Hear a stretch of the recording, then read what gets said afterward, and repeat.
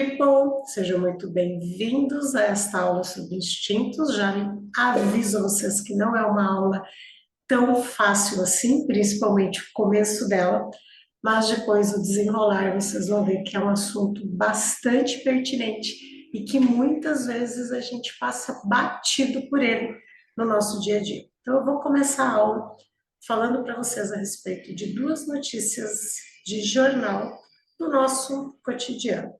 A primeira notícia de jornal diz assim: Leiliane Rafael da Silva virou notícia no Brasil todo por conta das imagens que a mostram ajudando a resgatar João Adroaldo Tomanquis, o motorista de caminhão envolvido no acidente de helicóptero que matou o jornalista Ricardo Boechat e o piloto Ronaldo Quatrucci no dia 11 de fevereiro de 2019. Sozinha, ela estourou o vidro e abriu a porta do veículo para salvar a vítima, enquanto um grupo de pessoas à sua volta, formado em sua maioria por homens, inclusive o marido de Leiliane, filmava a cena. Pelo amor de Deus, eu fiz o mínimo, que foi ajudar uma pessoa que estava viva depois de um acidente, retrucou a jovem de 28 anos, negando o título de heroína. Leiliane tem malformação arteriovenosa. Chegou a ter uma convulsão no parto da sua filha mais nova e recentemente ficou um mês internada. Estava na fila do SUS para fazer uma cirurgia intracraniana, operação que já havia sido desmarcada 4 vezes. Essa condição, inclusive, poderia ter causado um derrame pelo estresse e esforço que empenhou para ajudar no resgate. Segunda notícia. Em 23 de janeiro de 2003, o médico Fará Jorge Fará matou Maria do Carmo Alves. A mulher era paciente e amante dele e tinha 46 anos na época do crime. O assassinato foi cometido na clínica em que ele trabalhava. De acordo com a investigação policial, Fará queria dar fim ao relacionamento conturbado que vivia com a vítima. Para convencer Maria do Carmo a ir até o local, o médico prometeu a ela uma cirurgia de lipoaspiração. Ele dispensou a secretária e sedou a vítima instantes após ela chegar. Segundo o médico, Maria do Carmo estava com uma faca e avançou contra ele, que se defendeu, batendo nela com a bengala que usava para caminhar. Segundo o Ministério Público, depois de constatar a morte da vítima, o médico passou a esquartejar o corpo para dificultar a identificação. Maria do Carmo teve retiradas a pele do rosto, dos pés e das mãos e as vísceras. Partes do corpo foram colocadas em sacos plásticos no porta-malas do carro do médico. Após o crime, o médico confessou à sobrinha o que havia feito e entregou as chaves do carro a ela. A sobrinha, então, chamou a polícia. Essas duas notícias, elas nos chocam bastante, elas mexem muito com a gente, porque uma pessoa saudável e tirar um outro acidentado de dentro de um caminhão que estava ali prestes a pegar fogo, ali perto, a notícia toda tem isso junto, eu tirei só um pedaço, já é algo de um heroísmo muito grande, que você fala, caramba, como é que a pessoa vai até lá nesse ímpeto? Agora ela ainda tinha um problema cardíaco e um problema cerebral que ela estava aguardando para fazer a cirurgia. Eu não tenho nem nome para dar para isso. Uma pessoa saudável, para mim, já seria um herói. Agora, nessas condições que a vida dela já está na berlinda, ela ainda vai para salvar a vida do outro. E o outro, ele me choca pelo lado oposto. É a pessoa premeditar tão meticulosamente o crime, pior ainda, Depois que a amante, aquela pessoa com quem ele conviveu tão intimamente, ele dilacera o rosto, as mãos, os pés, retira as vísceras, esquarteja a pessoa. É de uma brutalidade animalesca. Eu trouxe isso para vocês para perceber do que nós, seres humanos, somos capazes. Nós vivemos neste espectro entre o heroísmo e uma brutalidade animalesca. Nós vivemos neste meio, nós somos capazes de um heroísmo e também capazes de atos de brutalidade piores do que os animais. Esta é a nossa espécie. Somos assim. Agora eu vou dividir uma tela com vocês, enquanto vocês digerem isso. Eu confesso para vocês que eu tenho muita dificuldade em fazer essa aula, porque narrar essas coisas é extremamente difícil para mim. E eu faço porque eu sei da importância disso, porque eu já tive essa aula também com o meu mentor. E assim, é extremamente difícil escutar ele contar. Da mesma maneira, é extremamente difícil falar isso para vocês. Mas eu percebo a necessidade do tanto que isso mexeu comigo da primeira vez que eu escutei isso, essa aula. Então, eu quero trazer isso para vocês, eu estou me recompondo enquanto eu divido a tela aqui com vocês. Eu peguei uma parte, claro, no que ele já me explicou a respeito disso, eu coloquei também os meus toques aqui, falando para vocês sobre instintos.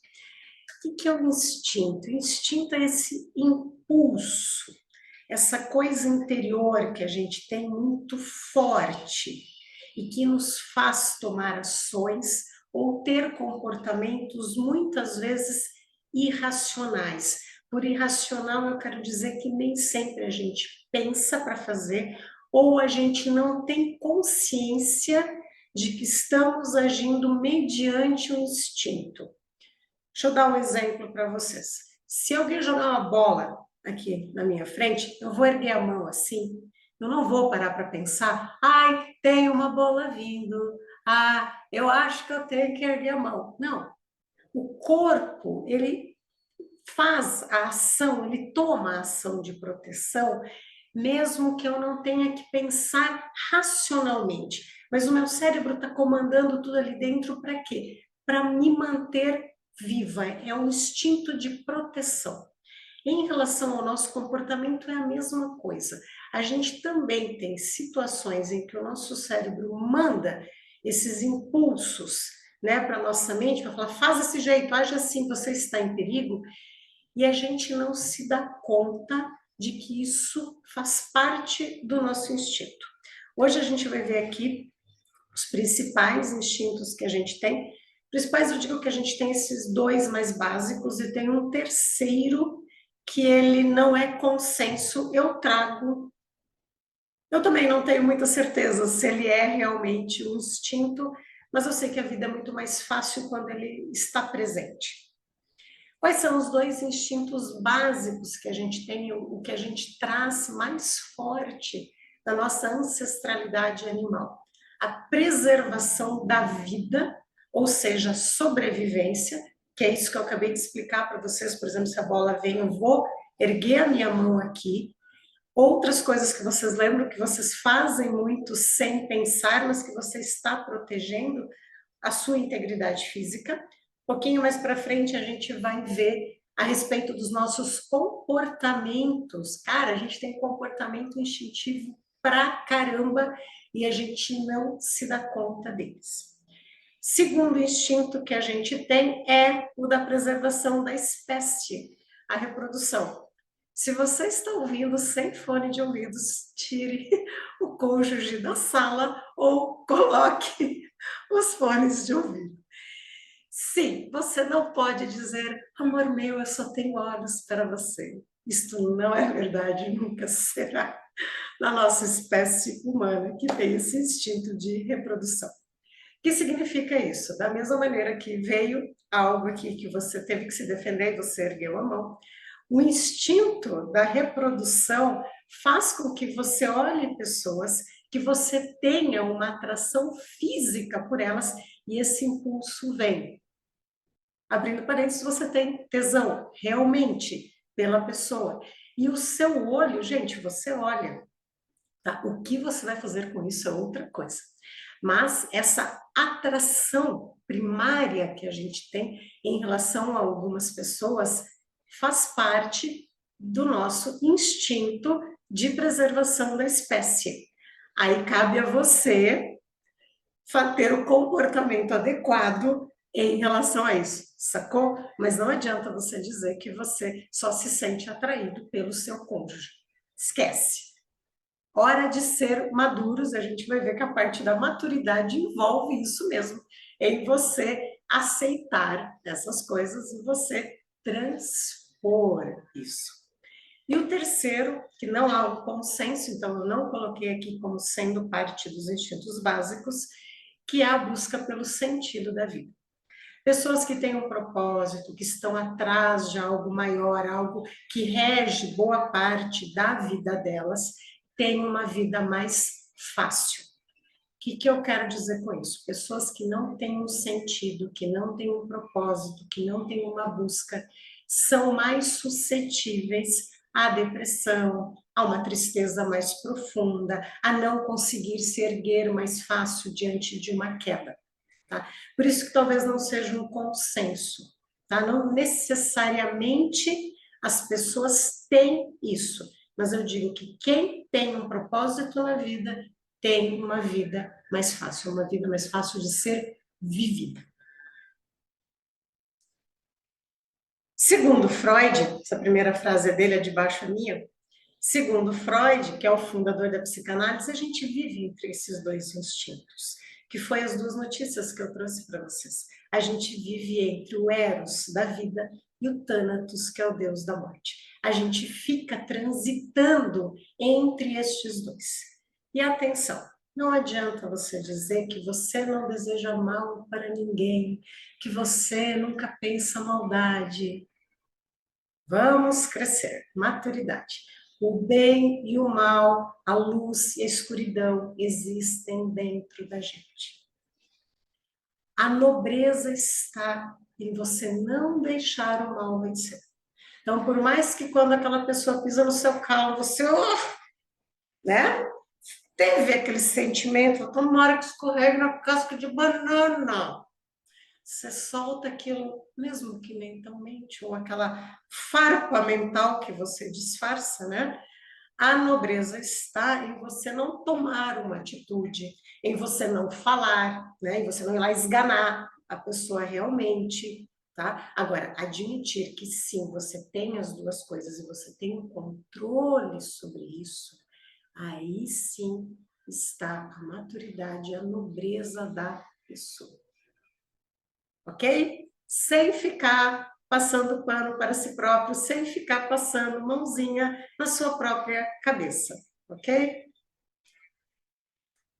É uma coisa muito interessante, que também vem dessa aula, aliás, isso vem do livro O Poder do Mito, praticamente tudo que eu estou trazendo aqui para vocês, quem quiser referência, me peça, ou procure na Amazon, de um cara que chama Joseph Campbell, que a gente vai ver mais para frente também, é da onde saiu a saga do herói, que da onde saiu Guerra nas Estrelas, George Lucas, Super Brother, do Joseph Campbell, vai só prestar atenção na aula.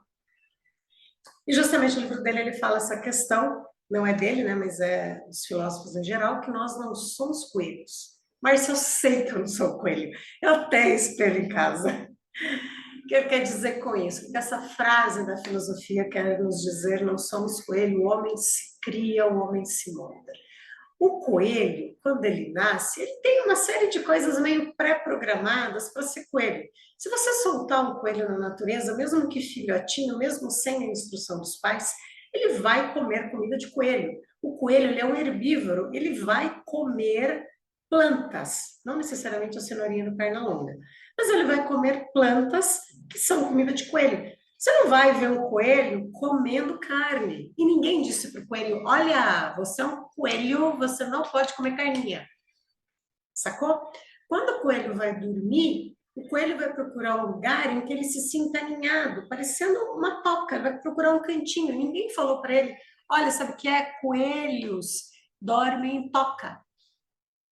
Ele traz isso com ele come comida de coelho, ele se comporta como um coelho, ele dorme como um coelho, ele se relaciona com outros coelhos, como todos os outros coelhos se relacionam. O homem não. O homem, ele precisa ser instruído sobre como ele deve se comportar, o que ele deve comer. Se você soltar um bebezinho na natureza, ele não consegue, ele precisa dessa instrução, não só do cuidado, né, materno, paterno, de um adulto ali com ele, mas ele precisa ser instruído a respeito do que comer. E a gente traz isso muito da nossa casa, né? Os nossos pais nos dizem, isso aqui é bom para a saúde, isso aqui não é. E a gente vai ajustando, né, o nosso paladar ali em cima do que a gente gosta, do que a gente não gosta.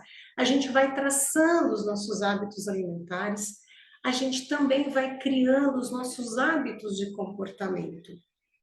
Quando a gente é criança, né, a gente tem pais, professores que dizem isso é um comportamento aceitável, isso não é, faça isso, que as crianças bem comportadas fazem isso, né? Então a gente tem muito dessas instruções para ser um bom filho, um bom aluno, uma boa pessoa, que vem dos nossos pais ou que vem da sociedade em geral, e nós vamos moldando esse comportamento nosso.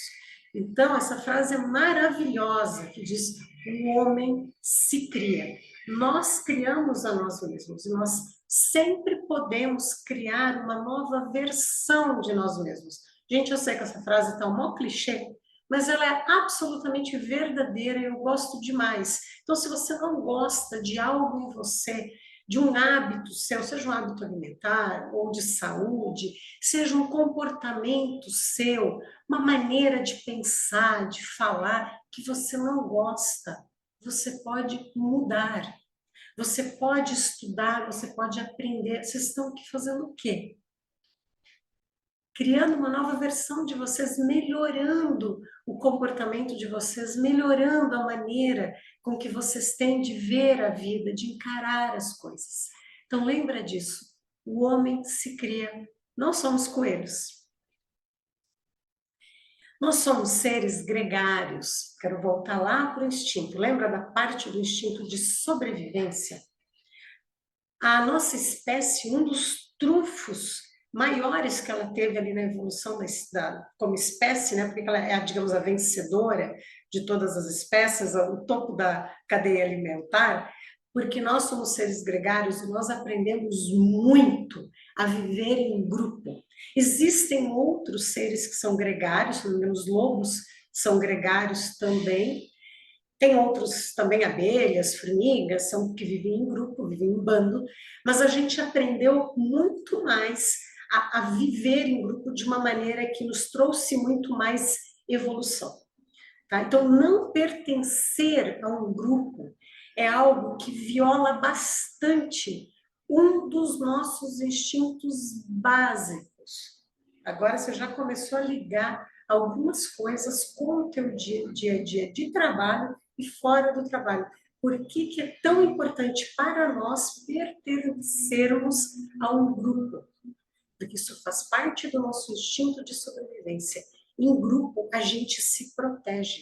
Em grupo, se nós somos atacados, é muito mais fácil de se defender em grupo do que sozinho. Então, o grupo te dá proteção física. Com o grupo, você consegue comida muito mais fácil. Você não só busca comida mais fácil, como você cultiva comida. Pensa na época dos caçadores-coletores, um buscava beterraba, um buscava um coelhinho. Você consegue ter uma diversidade de alimentação, uma segurança alimentar muito maior quando você está em grupo. Se você não consegue cuidar do seu filho porque você tem que caçar, alguém pode cuidar do seu filho.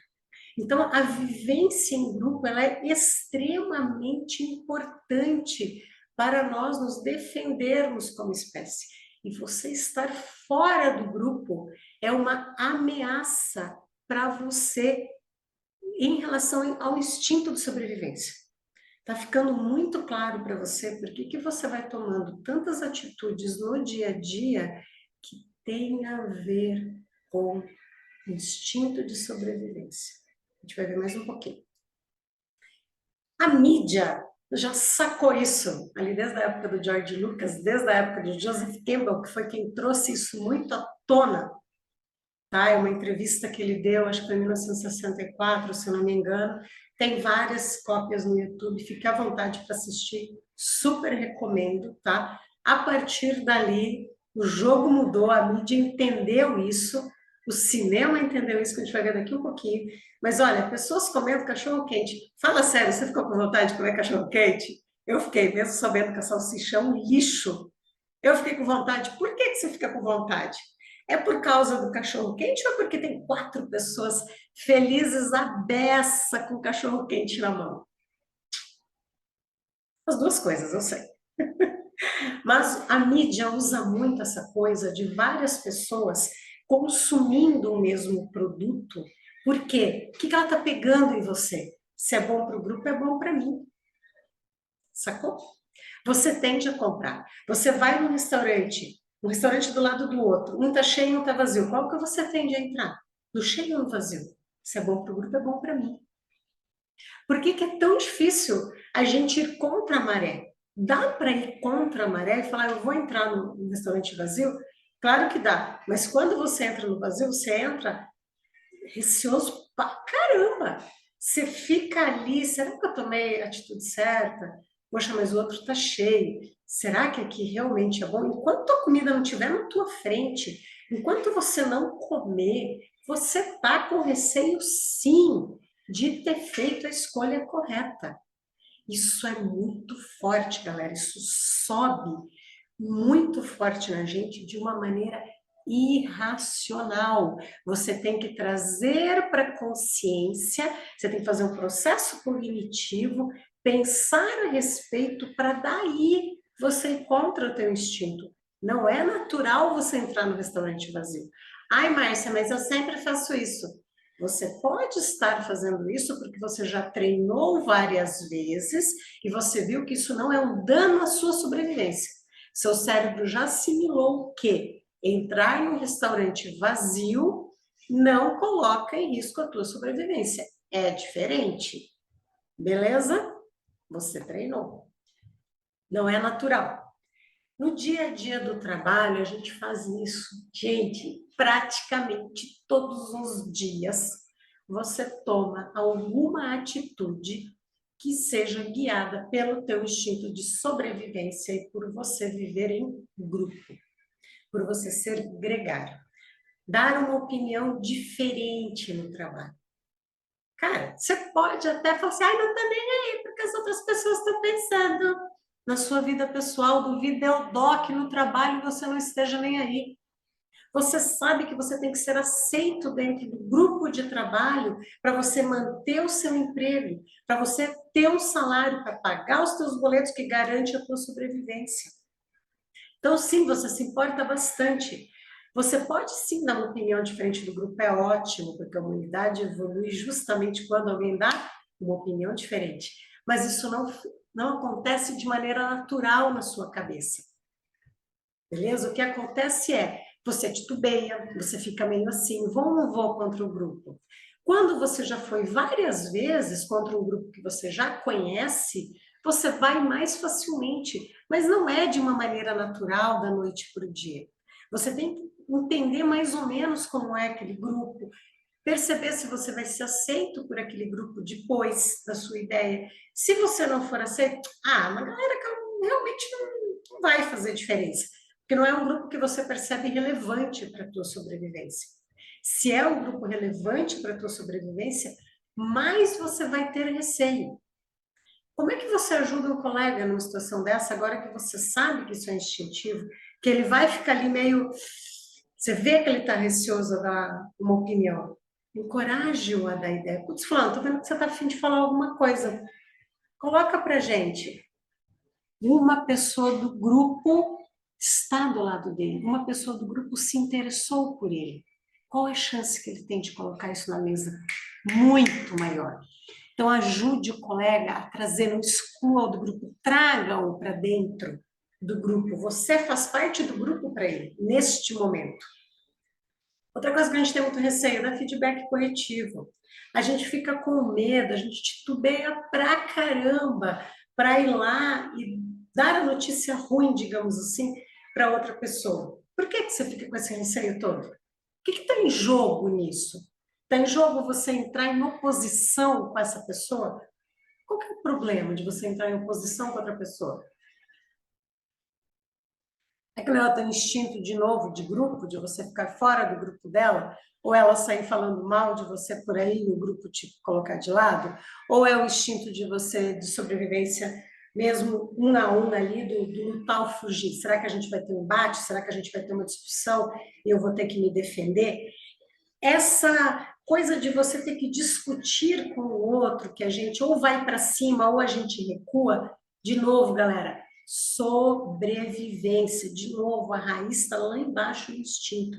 Por que algumas pessoas vão logo para a porrada, outras pessoas se retraem? As duas estão obedecendo ao instinto, as duas, tanto a que vai batendo quanto a que vai retraindo. Lembra, a nobreza está em você saber dominar essas duas coisas. Está em você saber nem atacar e nem se colocar tão abaixo assim, mas é você defender o teu espaço sem partir para agressão e sem se colocar em 14º plano. Ficou mais claro ainda agora? Sentir-se abandonado. Gente, eu vou deixar aqui na sequência para vocês um vídeo que eu fiz para o YouTube, que eu falo desses dois agora, do sentir-se abandonado, do preterido pelo líder. Espero que vocês vejam o vídeo, eu vou fazer uma palhinha agora. Por exemplo, o líder, quando ele está extremamente atarefado com algum projeto, que ele está focado em alguma coisa, e você quer falar com ele, você percebe que ele não te dá atenção. Esse sentimento de abandono, galera, ele é forte. Ele é muito forte, vocês não têm noção. E é, muitas vezes, irracional. Racionalmente, você não vai pensar, o meu líder me abandonou. E o líder te abandonando pode ser pior do que o grupo te abandonar. Você sentir a parte do grupo, mas sentir-se abandonado pelo líder. É nessa hora que, se você está com uma proposta de uma outra empresa que você não prestou atenção, agora você vai querer escutar. Você muitas vezes não tem isso de maneira racional. Por que te deu vontade de escutar o que a outra empresa tem para te falar quando o teu líder não pôde conversar com você? Qual que é essa ligação? Você fica meio bravinho ali, meio chateado, porque o líder não te deu atenção, mas nem sempre você liga essas duas coisas. Então, o sentimento de abandono, ele é muito forte. Eu explico nesse vídeo essa questão de você ser preterido pelo líder, você ser abandonado, você sentir-se abandonado. Não é que você está abandonado, você se sente abandonado. E você, como líder, muitas vezes você não percebe que você abandona o time. Você fala, eu jamais deixo meu time na mão. Eu concordo com você, você não deixa o teu time na mão. Porém, as pessoas sentem-se abandonadas. É diferente. Tá? Elas não sabem que em um momento de perigo você vai socorrê-las. Elas estão se sentindo abandonadas. Isso cria uma distância gigante entre o líder e o liderado. Dá turnover, tá? E não é pouco. É um turnover forte quando o líder faz com que as pessoas sintam-se abandonadas.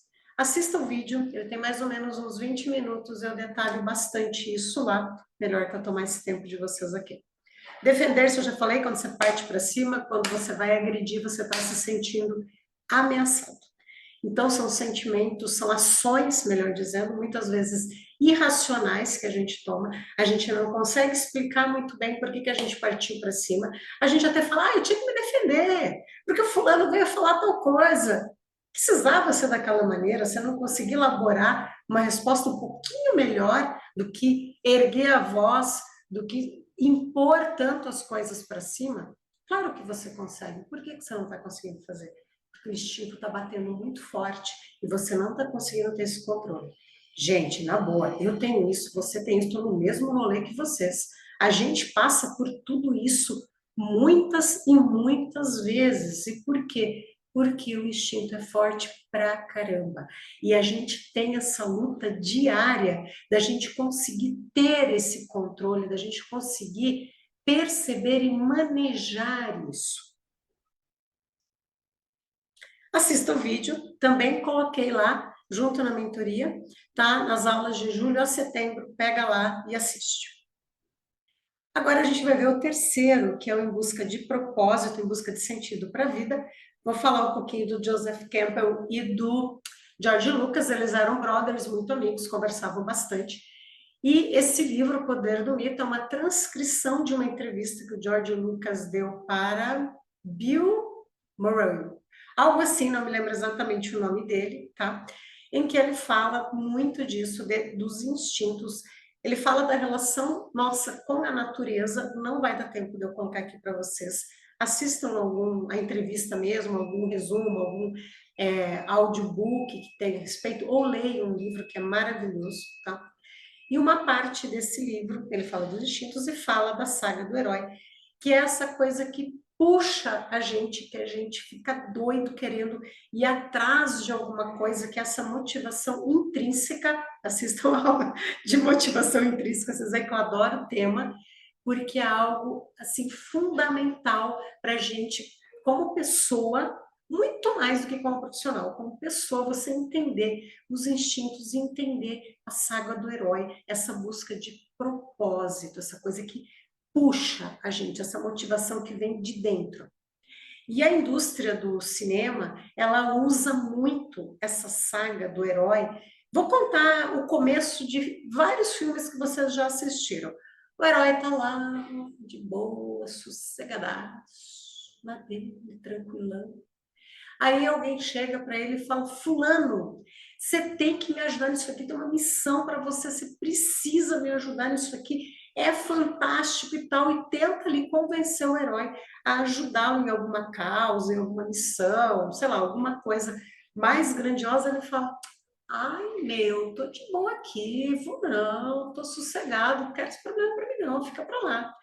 E aí vai desenrolando 5, mais ou menos uns 10 minutos de filme, vai desenrolando que você fica ali, ei, que hora que ele vai? Que hora que ele vai aderir à causa? Que hora que ele vai atrás da coisa? Até que acontece alguma coisa que pega o herói por dentro, assim, e aí ele fala, não, agora sim, agora é comigo, agora eu quero, agora eu vou. Gente, vocês já viram uma pancada de filmes assim. E esses filmes, eles nos prendem demais porque é algo muito interior da gente, dá um eco muito grande com o que a gente tem dentro da gente. A gente se visualiza ali. Por mais que você não tenha um grande propósito na sua vida, isso está dentro de você, isso te atrai demais. Por isso que ele fica ali no limbo entre ser um instinto e não ser. Eu concordo que ele não é, porque muita gente, na real, não tem, né? E aí se abate muito facilmente com a vida. Tá? E aí, fazendo meu link ali com a aula da motivação, assistam a aula da motivação.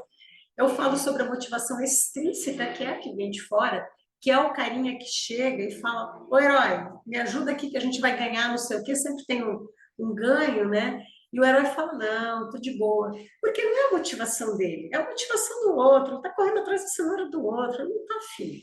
Agora, quando tem algo que pega ele, que aí é a motivação intrínseca, que faz sentido para ele, aí ele corre atrás, na boa, ele não está mais atrás da recompensa, ele está atrás daquilo que fez sentido para ele, entendeu? Isso puxa tanto o herói e puxa tanto a gente.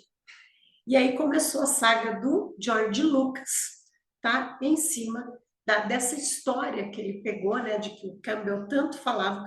Campbell é um mitologista, um dos maiores mitologistas da história, por isso que o livro chama O Poder do Mito, porque são coisas que a mitologia tenta explicar. Toda a mitologia tem várias sagas do herói. A mitologia tenta explicar para a gente por que somos como somos. Gostaram? Adoro. Em busca de sentido é uma transformação psicológica fundamental para a gente. Quando a gente vai atrás disso que dá sentido à nossa vida, é a hora que a gente cria maturidade psicológica. A gente precisa de coragem para encarar essa coisa que a gente ainda não sabe o que é, mas a gente percebe que puxa a gente, é uma responsabilidade muito grande. Não é que a gente não sabe o que é que a gente não sabe lidar com, estou me corrigindo. A gente ir atrás daquilo que nos puxa, que dá sentido para a gente, mesmo que a gente não saiba como fazer isso. Mas a gente vai atrás de desenvolver as nossas habilidades. A gente vai aprender coisas técnicas, coisas não técnicas, conhecem hard, soft skill? A gente aprende impulsionados, puxados por essa coisa maior que nos dá sentido à vida. E por isso que ele fala no livro que existe a morte e a ressurreição. É a morte de você antes disso. Quer dizer, essa sua versão anterior, essa coisa sossegadona, na boa, em cima daquilo que você já conhecia até ali, que lhe foi passado, que lhe foi ensinado, é a hora de você descobrir o teu próprio caminho. Percebe? É ali que nasce você, é ali que nasce realmente você, pessoa. Na yoga, a gente fala isso, né? Que você precisa desconstruir o que você já aprendeu e construir novamente. Construir a si próprio, ligando com o homem se cria. Gente, isso na yoga deve ter uns 5, 10 mil anos, uns 10 mais ou menos, uns 10 mil anos que se fala isso, que você nasce quando você morre, quando você cria a si próprio, né, a partir daquilo que você deixa para trás. Então, tudo que você aprendeu dos seus pais ou dos seus ancestrais, não é que você não vai levar com você, mas você vai validar aquilo. Então, muitas daquelas coisas você fala, isso é para mim, isso é legal, isso eu gosto, eu vou construir em cima disso. E muitas coisas que você aprendeu, você fala, cara, isso não tem nada a ver, né? Meu pai, minha mãe, meu professor, sei lá, meu amigo me explicou isso, que um dia eu acreditei e hoje não tem nada a ver, isso tem que morrer. Por isso que tem a ver com o renascer, tá? Então, a saga do herói é justamente essa transformação que tem a ver com as provações, que é aquilo que a gente tem que passar para crescer, é sair da nossa zona de conforto, que eu saí no começo dessa aula, confesso. Mesmo gravando, foi muito difícil fazer. Para mim, Márcia, pode ser que para outras pessoas seja fácil, mas para mim não é, tá? E as revelações da vida, que são as coisas que a gente vai encontrando no caminho e que a gente vai se identificando, que a gente vai gostando e que a gente vai acrescentando na nossa bagagem. Recapitulando com você, os 3 instintos: sobrevivência, a reprodução e o sentido da vida. Uma vida em que você tem esse esforço todo, toda essa recompensa, é você entender que buscar algo exige esforço. Vou soltar um vídeo no YouTube semana que vem, para quem está vendo gravado, o vídeo já vai estar lá, aí eu vou colocar aqui na descrição qual é o outro vídeo. Eu vou falar a respeito de que para você ter algo, ter uma recompensa, está atrelado no esforço. Você tem que entender isso, as coisas não caem do céu, e isso é extremamente importante, é isso que eu falo do vídeo hoje, extremamente importante hoje, porque facilidades da vida moderna nos dão a impressão de que tudo é muito fácil. Eu fico besta com a luz elétrica, sério. Eu adoro ler esse livro do Poder do Mito por conta dessa questão da recompensa, porque quando eu acendo a luz, é algo extremamente fácil. E eu tenho luz à noite na minha casa. Gente, isso é realidade em menos de 200 anos da humanidade. Antes não havia luz elétrica. Então, hoje, coisas de extrema facilidade, a gente não percebe que a gente precisa se esforçar para conseguir as coisas. Eu vou descer um pouco mais profundo nisso no vídeo, já está gravadinho, por isso que eu já sei do que eu estou falando. Peguem lá no YouTube, eu vou deixar para vocês aqui, para a gente não misturar muitos assuntos aqui na aula. Quem tem propósito tem uma vida mais fácil, uma vida sem propósito, uma vida muito mais difícil de ser vivida. Você se abate com mais facilidade, você demora mais para se reerguer. Beleza? Eu vou deixar, como sempre, uma reflexão para você aqui. Qual é o sentido da vida para você? Você está em busca de quê? Qual é a tua contribuição? Qual é o teu legado? O que você deixa aqui no mundo? Qual é a contribuição que você está deixando aqui? Espero que vocês tenham gostado dessa aula. Espero que ela cause reflexões em você. Espero que a partir de agora você comece a prestar muita atenção aos seus instintos e tenha mais consciência deles. Você não vai ter 100% de consciência, esquece isso, eu estou no mesmo rolê que vocês. Eu também percebo muitas vezes que eu fiz porque pertencer a algum grupo, fiz porque eu não queria ficar de fora da patota, fiz por receio e etc., fiz por defesa, ataque que na verdade é uma defesa, enfim, a gente ter mais consciência a respeito disso e principalmente ajude as pessoas que você percebe que não estão percebendo o instinto forte que está as dominando naquele momento, como o exemplo que eu dei da pessoa que fica meio assim, de colocar a opinião dela numa reunião. Alguém que vem te dar o feedback, acolha muito essa pessoa, fala, fica à vontade, pode falar, a gente vai continuar amigo depois dessa, vamos seguir junto, eu quero muito escutar o que você tem a dizer para mim, deixe-a mais à vontade, isso vai ajudar bastante. Beijo, um queijo, fui!